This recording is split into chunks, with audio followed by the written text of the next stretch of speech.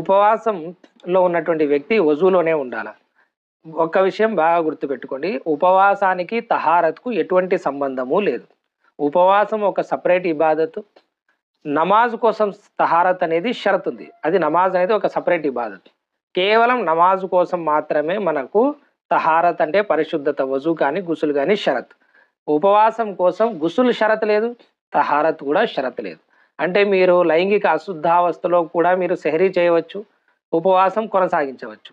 ఒకవేళ మీకు ఉపవాసంలో ఉన్నప్పుడు ఇహ్తిలాం అయితే, స్వప్న స్ఖలనం అయితే అప్పుడు కూడా మీరు అశుద్ధావస్థలో ఉన్నప్పటికీ మీ యొక్క ఉపవాసం భంగం కాదు. ఎందుకంటే ఉపవాసానికి తహారత్కు షరత్ లేదు.